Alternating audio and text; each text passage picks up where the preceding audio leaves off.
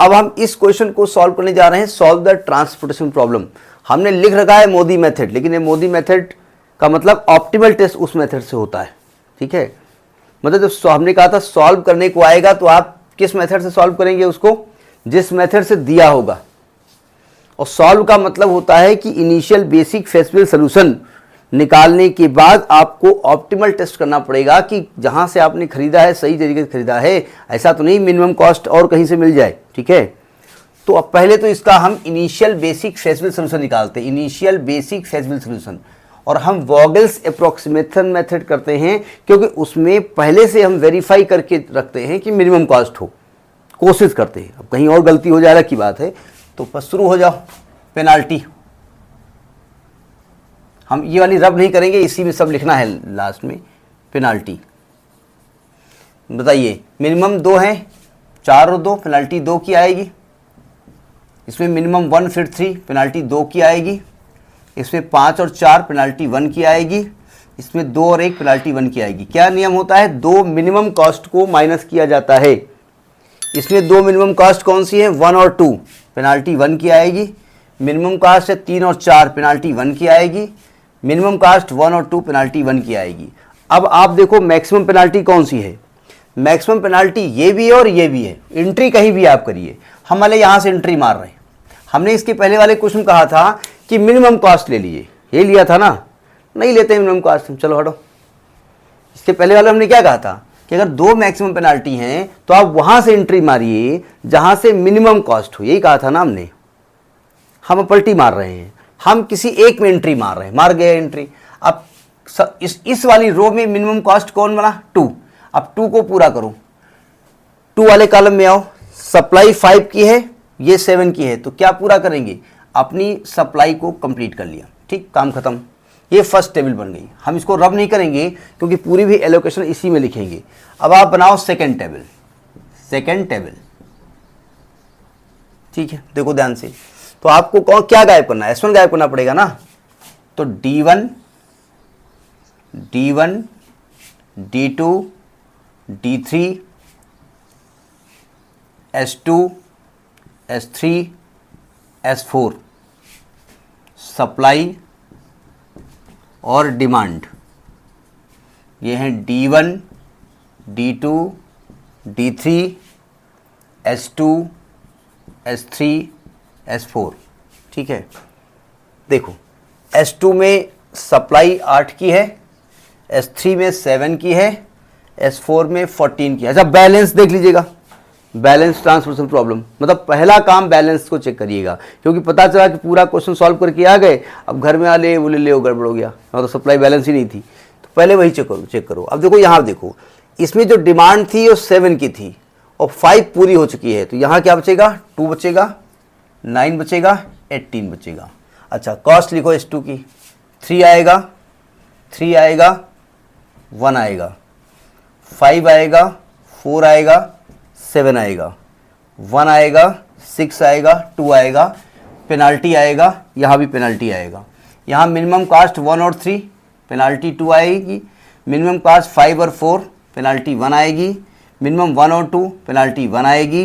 यहाँ मिनिमम 1 उससे ज़्यादा 4 पेनाल्टी 2 आएगी, यहाँ 4 और 3 पेनाल्टी 1 आएगी, यहाँ पेनाल्टी 1 आएगी। अब ये सेकेंड पेनाल्टी हुई। अब इसमें मिनिमम पेनाल्टी कौन सी है, 2, कहीं भी एंट्री मार दो, ठीक है, किसी में भी मार दो, मैं इसमें एंट्री मार रहा हूं। अब देखो ध्यान से, जैसे इसमें एंट्री नहीं करनी इसमें करनी थी, तो जब ऑप्टिमल टेस्ट करेंगे ना तो वहां पर पकड़ में आ जाएगा। देखो इसमें हम एंट्री मारते हैं, मिनिमम कॉस्ट मिली 1, मिनिमम कॉस्ट मिली 1, ठीक है। 1 पे सप्लाई 8 की है, डिमांड 18 की है, तो अपनी सप्लाई पूरी कर ली। समझ में आई बात, नहीं आ गई, 1 में 8 हमने पूरा कर लिया। ऐसा करते हैं, यहाँ लिखे भी दे रहे हैं अपनी जानकारी के लिए, ठीक है, मतलब वो लिखना नहीं आपको यहाँ पर है, जो फाइनल टेल बनाएंगे तो उसमें लिखेंगे, फिलहाल लिखे दे रहे हैं।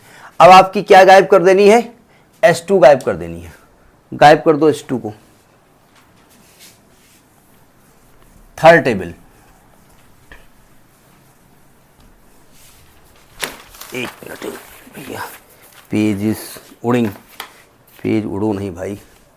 थर्ड टेबल आएगी,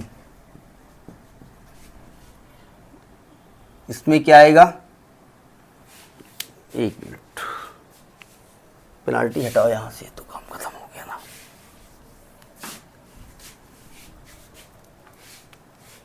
क्या गायब करना है? S2 गायब करना है ना। तो क्या आएगा? D1 आएगा, D2 आएगा, D3 आएगा, S3 आएगा, S4 आएगा, D1 आएगा, D2 आएगा, D3 आएगा, S3 आएगा, S4 आएगा। कॉस्ट क्या आएगी? 5 4 7 1 6 2। यहाँ पर सप्लाई आएगी, सप्लाई कितनी होगी? 7 और 14 21। और यहाँ डिमांड आएगी, डिमांड यहाँ पर कितनी की थी? 2 की थी। यहाँ डिमांड 9 की है, यहाँ डिमांड 10 की है। तो 9 2 11 10 21, हाँ ठीक है, मतलब दोनों तरफ बैलेंस बना रहे। फिर पेनल्टी निकालते हैं। पेनल्टी, यहाँ भी पेनल्टी, यहाँ भी पेनल्टी। यहाँ 5 और 4 का डिफरेंस 1 पेनल्टी, 2 और 1 का डिफरेंस 1 पेनल्टी। ज़्यादा स्पीड से तो नहीं बता रहे, तो थोड़ा स्पीड हमारी रहती है, इसलिए थोड़ा सा। 5 और 1 की 4 पेनल्टी, 4 और 6 का डिफरेंस 2, 7 और 2 का डिफरेंस 5। ये मैक्सिमम पेनल्टी हुई। मैक्सिमम पेनल्टी में 2 है, 2 में आप 10 को पूरा कर लो। अच्छा, अब तो यही कंप्लीट कर दो, क्योंकि यहाँ एक ही तो नहीं, रुको, टेबल बनेगी अभी। हाँ ठीक है, कर सकते हैं। नहीं करना पड़ेगा आपको। यानी 2 में से 10 यहाँ पूरा कर लिया हमने, यहाँ 10 कर लिया।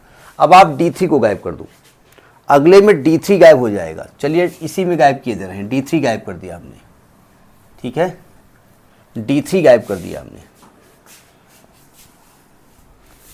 D3 गायब कर दिया। ये सप्लाई हो गई। अगली टेबल है फिफ्थ टेबल। सप्लाई कितने की है? यहाँ पर S3 के आगे 7, कितनी भरी थी इसमें? भूल ही गए, ये तो 7 थी ना पूरी, इसमें से 10 ली थी ना आपने, ये 4 बची है। तो 7 4 11, 9 2 11, ठीक है। पेनाल्टी यहाँ निकालो, पेनाल्टी 5 और 4 का 1 डिफरेंस, 6 और 1 का 5 डिफरेंस, 5 और 1 का 4 डिफरेंस और 2 डिफरेंस। ये 5 हो गया आपका मैक्सिमम, ये मिनिमम कास्ट हो गई। यहाँ से 2 ले लिया, अब यहाँ से 4 ले लो, यहाँ से 7 ले लो। यानी कि S4 के D1 में 2 ले लिया। एक बार चेक कर लेते हैं, गलत ना हो जाए। और 6 से 4 ले लिया, और 4 वाले से यानी S2 का D2, ये S3 का D2, यहाँ से 7 ले लिया। कंप्लीट हो गया। एक बार देख लिया जाए। 5 2 5, ठीक है, यहाँ से 1 8, ठीक है, यहाँ से 7 4, ठीक है, यहाँ से 1 2, ठीक है, यहाँ से 6 4 है। ये 1 मिनट की जरा, 4 थोड़ी होगा, 2 होगा। क्या देख रहे हो भाई? ये 4 ही तो होगा, यहाँ पर 4 हो गया, 2 है, और 2 10, ठीक। अब हम ट्रांसपोर्टेशन कॉस्ट निकालते हैं। यहाँ तक आप पीछे पढ़ चुके हैं, वोगेल्स अप्रोक्सीमेशन मेथड, ठीक है। अब निकालते हैं ट्रांसपोर्टेशन कॉस्ट, लेकिन मिनिमम ट्रांसपोर्टेशन कॉस्ट है ये हम नहीं कह सकते, ठीक है। तो क्या आ जाएगा आपका? 2 5 10 प्लस 1 8 8 प्लस 7 चौक 28 प्लस 2 प्लस 12 प्लस 20। ये जो कॉस्ट निकली है, ये निकली है 80। चेक कर लीजिएगा, गलत भी हो सकता है, किताब से लिख रहे हैं, भगवान जाने क्या है। समझ में आई बात? नहीं आई? हाँ सही है, 80 आई है। और पहले तो आप कॉस्ट पहले m प्लस n माइनस 1 लिखेंगे, यानी कि 3 प्लस 4 माइनस 1 यानी कि 6। और एलोकेशन कितने हैं? एलोकेशन आपके हैं 1 2 3 4 5 6 is equal to number of allocations. और क्या इनसे क्लोज पाथ बना सकते हो? नहीं बन सकता। ये छूट जाएगा, ये रास्ता ये छूट जाएगा। एंड ऑल, अब लिखेंगे all the entries is having the independent space, so it is non degenerate, ठीक है। And all the allocations has independent space, independent place. So problem is non-degenerate, non-degenerate. समझ में आ गई बात. अब आते हैं ऑप्टिमल टेस्ट पे. ऑप्टिमल टेस्ट थोड़ा सा टेक्निकल होता है, उसको देखिएगा. ऑप्टिमल टेस्ट का तरीका मोदी मेथड है, इसलिए ये वो वाले मोदी नहीं है, ये मॉडिफिकेशन मेथड क्या वाला मोदी है, शॉर्ट नेम रखा गया है. ठीक है, देखिए ऑप्टिमल टेस्ट. ऑप्टिमल टेस्ट आप लिखेंगे we find C I J that is U I plus V J for empty cell, sorry क्या बोलूं, ऑक्यूपाइड सेल, ऑक्यूपाइड सेल. और मैक्सिमम एलोकेशन U4 में है ना. आप लिखेंगे as U4 has maximum allocations, so we take U4 is equal to 0. देखो ये U1 है, ये अपनी जानकारी लिख रहे हैं, U2 है, ये U3 है, ये U4 है, ये V1 है, ये V2 है, V3 है. U4 को आपने 0 मान लिया. ठीक. अब देखो चूंकि जो लास्ट वाली रो है उसमें U4 आने वाला है, तो इसी में स्टार्ट हो जाओ. देखिए अगर लास्ट देखो जा ध्यान से, क्या मैं U4 प्लस V1 बराबर 1 है और U4 0 है, तो इसका मतलब यहां से V1 की वैल्यू 1 आने वाली है, तो V1 1 आ गया, V1 निकल आया आपका.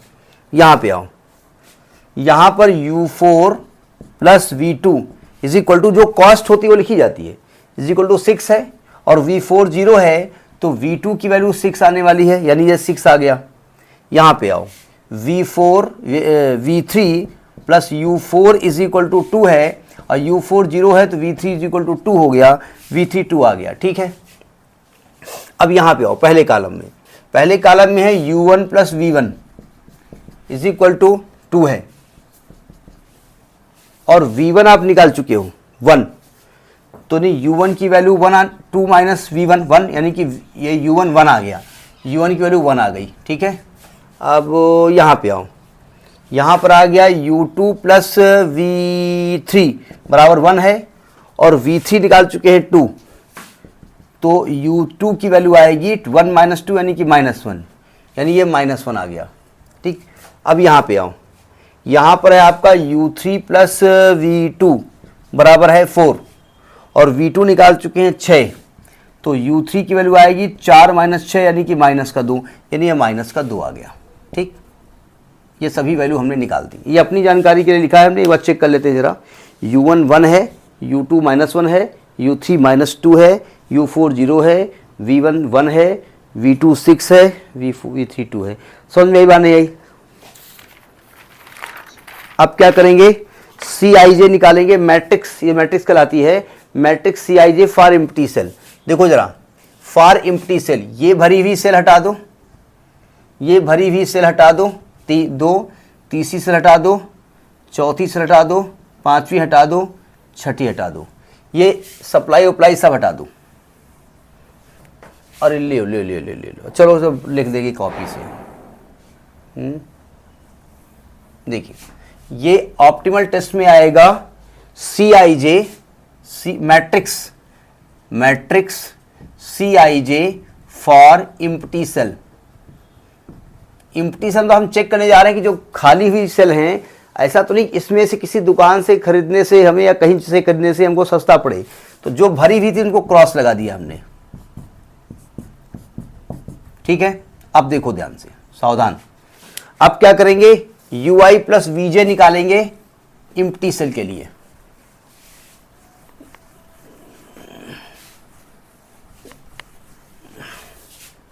UI मैट्रिक्स तो है ही है, अंडरस्टूड है. Matrix UI plus VJ for empty cell. तो यहां भी आ गया आपका D1 जगह थोड़ी जानबूझ के बचा रहे हैं, D2 D3 S1 S2 S3 S4, यहाँ पर आएगा UI, यहाँ पर आएगा VJ, ये है D1, ये है D2, ये है D3, ये है S1 S2 S3 S4, ठीक है। ऑक्यूपाइड सेल पहले से जो थी वो ये थी, क्रॉस कर दो, यानी ये तो खरीद ही चुके हैं ना। जो बची हुई दुकानें उनमें पूछने जा रहे भैया तुम्हारे यहाँ क्या रेट है। उसने कहा हमारे यहाँ तो 10 रुपये का आधा किलो। बोले अरे ले, वहाँ तुम 10 रुपये 300 ग्राम लेके आए, 200 ग्राम यहाँ से लेते ज़्यादा ठीक था। तो हमने क्या किया, 200 ग्राम हटाया, वहाँ से खरीद लिया, ठीक है। अब देखिए U1 की वैल्यू क्या थी, U1 की वैल्यू 1 थी, U2 -1 था, ये -2 था, U4 0 था, V1 आपका 1 था, 6 था, 2 था, ठीक है। सुनो ध्यान से, ये एम्प्टी सेल है ना, तो 6 + 1 यानी कि यहाँ क्या 7 आने वाला है, 2 + 1 यानी कि 3 आने वाला है, 1 + -1 यानी 0 आने वाला है, 6 + -1 यानी कि 5 आने वाला है, 1 + -1 -1 आने वाला है, 2 + -2 यानी कि 0 आने वाला है। एक बार चेक कर लेते हैं, 7 3 5 -1 0, हाँ ठीक है। अब क्या निकालेंगे, डेल्टा IJ निकालेंगे। क्या होता है, CIJ - UI + VJ for empty cell, for empty cell. जितना एक कैलकुलेशन करेंगे उतना खरीदो, या 2-4 रुपया महंगा से ही क्या दिक्कत है, क्यों बोले इतना दिमाग कौन लगाए। D1 D2 D3 S1 S2 S3 S4, देखो ये D1 है, ये D2 है, ये D3 है, ये S1 है, ये S2 है, ये S3 है, S4 है।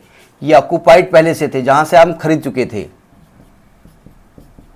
अब देखो ध्यान से, 7 + 7 - 7 0, 4 - 3 यानी कि 1, 3 - 0 3, 3 - 5 माइनस का 2, 5 माइनस का -1 6 आएगा, 7 - 0 7 आएगा। समझ में आई बात, नहीं आई। अब पहले डेल्टा का कंसेप्ट बता देते हैं। ये जो डेल्टा निकलता है, सुनो ध्यान से, अगर डेल्टा IJ 0 आ गया, सॉरी ग्रेटर देन 0 आ गया, ग्रेटर बोला हमने, इक्वल टू नहीं बोला है, ठीक है। तो solution is optimal, solution is optimal. ये सोल्यूशन ऑप्टिमल होगा, यानी कि यूनिक सोल्यूशन मिलेगा आपको। यूनिक सोल्यूशन, यूनिक सोल्यूशन का मतलब जो आपने इनिशियल बेसिक फेसिबल सोल्यूशन निकाला था ना, वही आपकी मिनिमम कॉस्ट हो गई, काम खत्म। और अगर डेल्टा IJ इक्वल टू 0 आ गया, यानी ग्रेटर आर इक्वल टू 0 है, दोनों हैं, तो देखो ध्यान से, सोल्यूशन ऑप्टिमल तो है, लेकिन one more solution is possible, more solution is possible. हम निकालते नहीं, अलग की बात है, लेकिन पॉसिबल है। और अगर डेल्टा IJ लेस देन 0 है ने, तो कहेंगे नॉट ऑप्टिमल, नॉट ऑप्टिमल, ये ऑप्टिमल नहीं होगा। Go to the next step, आगे चलिए, आप आगे को सोचिए। समझ में आई बात, नहीं आई?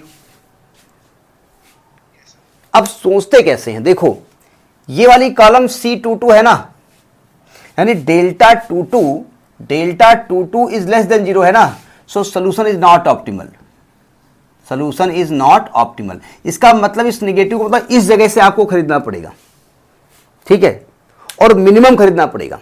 एक बात सुनो ध्यान से, अगर इस कॉलम में आप कुछ भर दोगे, खरीद लोगे, तो आपका m + n - 1 ज्यादा नहीं हो जाएगा? हो जाएगा ना, तो आपको एक कॉलम खाली करना पड़ेगा। तो अब जरा देखो इसको कैसे करते हैं, जरा समझने की कोशिश करो, सावधान। अब इसका ऑप्टिमल टेस्ट कैसे करते हैं, सावधान।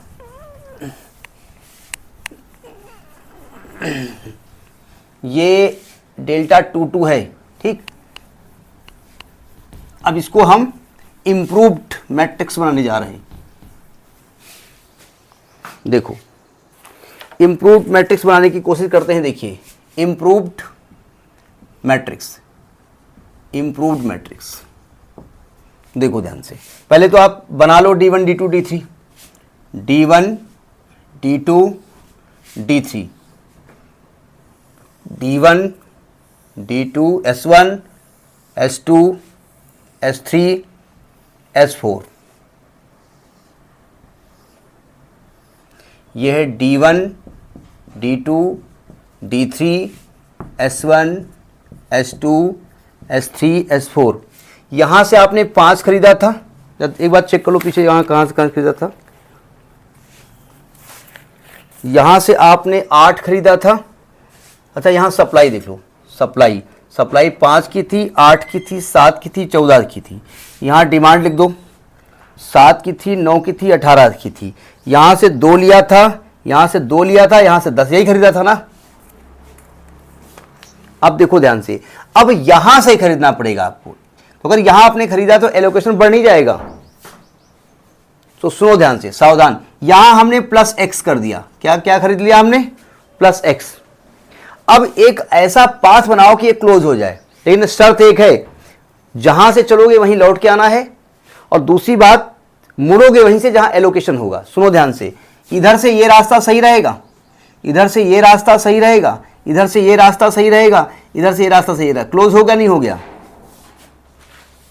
इस क्लोज पाथ में रास्ते में जितने भी एलोकेशन है, मिनिमम एलोकेशन क्या है, इन क्लोज्ड पाथ मिनिमम एलोकेशन क्या है, मिनिमम एलोकेशन 2 है ना। रास्ते में 2 ही मिला हमको रास्ते में, तो आप सो एक्स का मान 2 ले लीजिए, जो भी मिनिमम मिला है आपको, ठीक है। उसे फायदा होगा ना, ये 2 ये गायब कर दिया जाएगा। सुनो ध्यान से, x को आपने 2 ले लिया, इधर देखो ध्यान से, 2 ले लिया ना। अब 2 ले लिया तो यहां -2 करना पड़ेगा ना, यहां बढ़ गया ना 2, यहां -2 करेंगे तो यहां +2 करना पड़ेगा ना, यहां +2 करेंगे -2 करना पड़ेगा ना। अब बताओ बैलेंस है कि नहीं बैलेंस है।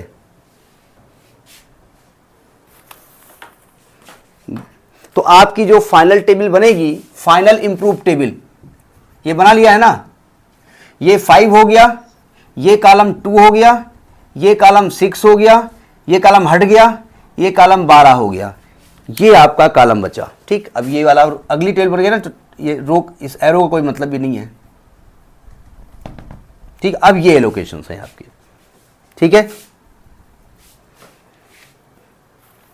अच्छा यहां ऑलरेडी 2 था ही, हाँ ठीक, ये गायब हो गया।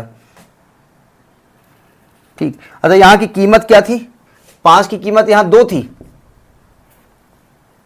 और यहां की कीमत कितनी थी, 3 थी।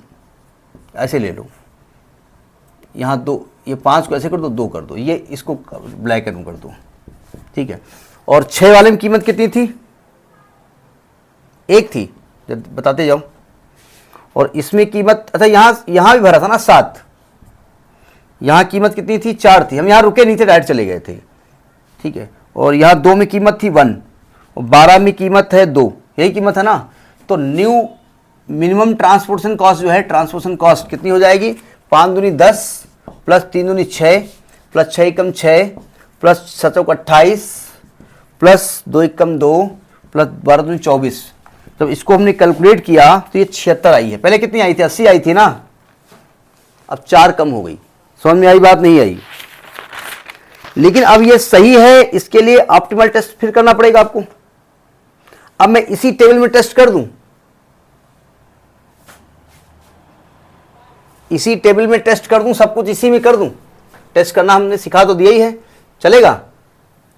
अब देखो जरा, हम ऑक्यूपाइड सेल के बारे में बात कर रहे हैं, देखो ध्यान से, यहां पे आओ ऑक्यूपाइड में। तो ये इसमें 2 है, इसमें 1 है, इसमें 2 है। तो ये U1 है, ये U2 है, ये U3 है, ये U4 है, ये V1 है, ये V2 है, ये V3 है। सुनो ध्यान से, इसमें मैक्सिमम एलोकेशन U4 के पास मान लेते हैं। क्या गलत लिखा है क्या, U1 U2, हाँ, तो हम U4 को 0 मान लेते हैं, कोई दिक्कत। अब देखो ध्यान से, यहां पे आओ, ये जो ब्रैकेट के बाहर एक कॉस्ट है, ये ध्यान रखिएगा। V1 प्लस U1 आपका 0 है ना, V1 plus U4, V1 plus U4 0 है, तो V1 का मान क्या लिख रहा हूं भाई, 1 है यहां पर। तो V1 का मान 1 हो गया, V1 आ गया 1। हम चेक भी करते जा रहे हैं जिससे कि चेक हो जाए। यहां पे आ जाओ, यहां पे आ जाओ। ये है आपका V3 प्लस U4 का मान है 2, और U4 0 है तो V3 का मान 2 आ गया, V3 2 आ गया। ये ऑक्यूपाइड की बात हो रही है, ठीक है। यहां पे आ जाओ, U1 प्लस V1 की वैल्यू है 2 और U1 निकालना है और V1 आ गया है 1, तो U1 का मान 1 आ गया, यानी U1 1 आ गया, ठीक है। यहां पे आओ, अच्छा V3 निकाल दो, यहां पे आ जाओ पहले। U2 प्लस V3 बराबर 1 और V3 निकाल चुके हैं 2, तो U3 का मान आएगा -1, यानी -1 आ गया। U2 का मान -1 आ गया, ठीक है। अब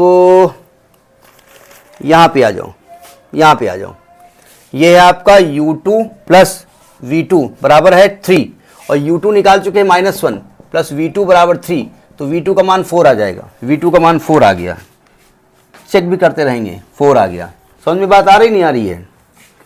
और क्या बचा है आपका, ये बचा है, यहां पे आओ, U3 प्लस V2 बराबर है 4 के और V2 निकाल चुके हैं 4, तो U3 0 आ गया, ठीक है। तो यानी कि आपने U1 निकाल लिया है कितना 1, U2 निकाल लिया है -1, U3 निकाल लिया है 0, U4 निकाल लिया है 0। अब ऑप्टिमल टेस्ट डायरेक्ट मैं करूंगा, मतलब आपको एक पढ़ा चुका हूं, लेकिन आपको एग्जाम में सब लिख के करना पड़ेगा, ठीक है। लगभग तो कर ही दिया है। V1 का मान है 1, V2 का मान है 4 और V3 का मान है 2। देखो ध्यान से, अब क्या करेंगे आप, अब आप निकालेंगे matrix Cij for empty cell. Empty cell के लिए Cij निकालते हैं, Cij फॉर एम्प्टी सेल। तो पहले भरा हुआ सेल बनाइए, 1 2 3 4, D1 D2 D3, इतने में काम चल जाएगा। जहाँ गलत हो बता देना, क्योंकि गलती होने के चांसेस रहते हैं बहुत ज़्यादा। ये D1 है, ये D2 है, ये D3 है, ये S1 है, ये S2 है, ये S3 है, ये S4 है। अब जरा ऑक्यूपाइड सेल देखो आपके, ये ऑक्यूपाइड है, ये ऑक्यूपाइड है, ये ऑक्यूपाइड है, ये ऑक्यूपाइड है, ये ऑक्यूपाइड है। यहाँ कीमत कितनी है, 7 है, 4 है, 3 है, 5 है, ये ऑक्यूपाइड है, 7 है और 6 है, ठीक है। अब क्या निकालेंगे, UI plus VJ for empty cell. Empty cell फिर बनाओ, लेंदी क्वेश्चन हैं तो हैं, क्या किया जाए। S1 S2 S3 S4 D1 D2 D3,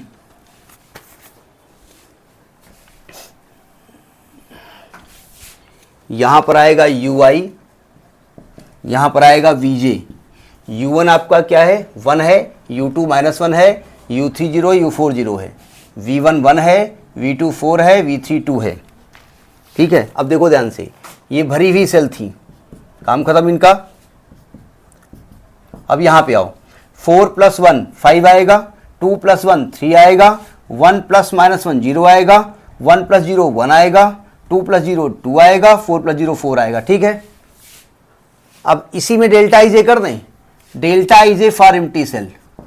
delta IJ सुनो ध्यान से, 7 - 5 2 आएगा, 4 - 3 1 आएगा, 3 - 0 3 आएगा, 5 - 1 4 आएगा, 7 - 2 5 आएगा, 6 - 4 2 आएगा। तो आप लिखेंगे कि all delta j's are greater than 0, so solution is optimal.